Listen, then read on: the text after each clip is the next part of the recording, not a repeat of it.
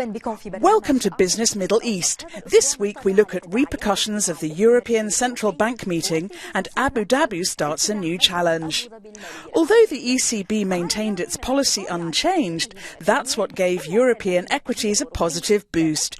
Mario Draghi's remarks sent a sign to investors that perhaps there is an increase in the European stimulus programme in December. Well, those signs pushed the euro down. We saw the biggest drop in one day against the dollar in 9 months. Before we start the discussion, here's the story. أكبر هبوط ليوم واحد أمام الدولار منذ 9 أشهر. قبل البدء بالنقاش لنتابع التقرير التالي ونعود. As widely expected, the ECB left the current policy unchanged. During a meeting of the Monetary Policy Committee of the Central European in Malta, European Central Bank President Mario Draghi noted that the current stimulus package might need to be re-examined in December and discuss the reduction of the interest rate on deposit. Further lowering of the deposit facility rate was indeed discussed, and it's one of the instruments of monetary policy that I referred to when I said all instruments have been discussed. The euro suffered significant losses against the dollar after Draghi's statement, and the interest rate cut in China to deliver the largest daily decline in 9 months. The euro sank to 2.83% till Friday. Global equities rallied on the backs of hopes of new cheap money coming into the eurozone. DAX in Germany rallied on Thursday and Friday about 5.69%, and CAC 40 gained 5.32%. To gain further insight, joining us every week is Noor Eldin Al-Hamari, Chief Market Strategist at ADS Securities in Abu Dhabi.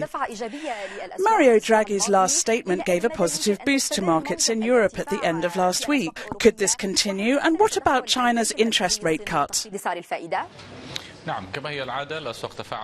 As always, the market reacted only to the expectations for further stimulus measures by the European Central Bank, regardless of what these measures are, whether by cutting the deposit rate or by increasing QE monthly purchases.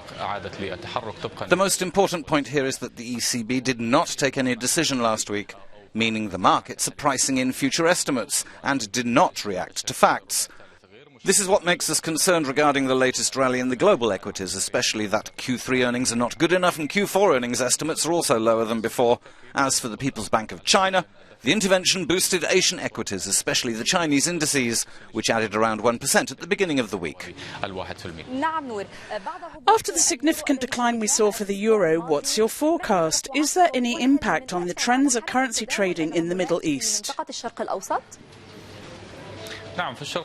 Here in the Middle East, we noticed a significant increase in euro volumes during the ECB decision, especially during the ECB press conference. We noticed a heavy selling volume once Mario Draghi hinted at a possible deposit rate cut. However, we would like to point out what happened at last week's meeting might be the same as what happened in the September meeting. Back then, the ECB hinted at possible measures in the coming meetings. The euro fell at the beginning before it recovered again. However, and most importantly, we'll be waiting for many economic releases from the US this week, including the Federal Reserve meeting, which is likely to help the US dollar. So the euro may stabilize again.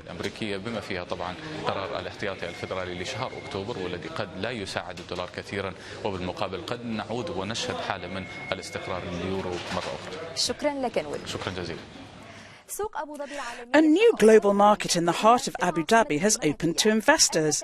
This project is part of the government's plan to diversify its economic institutions away from the oil sector and to take advantage of its strategic location, which could fill a gap in the global trading day between Tokyo and London. Euronews correspondent Rita Del Prete headed to Abu Dhabi for a business snapshot. Let's take a look.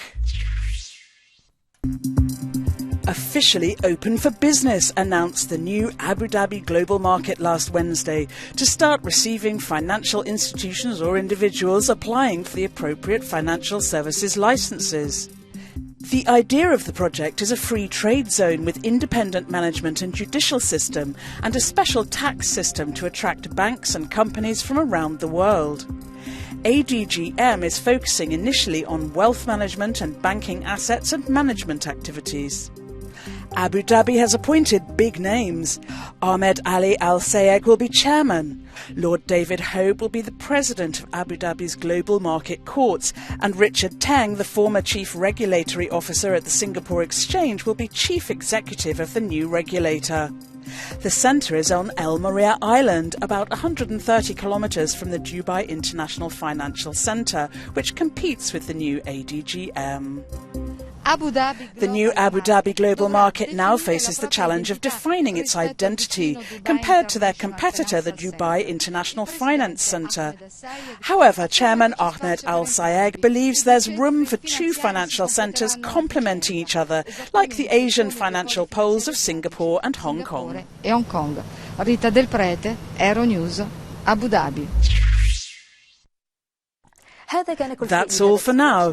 Share your thoughts with us via Euronews social media using #BusinessMiddleEast. Thanks for watching. Have a nice week.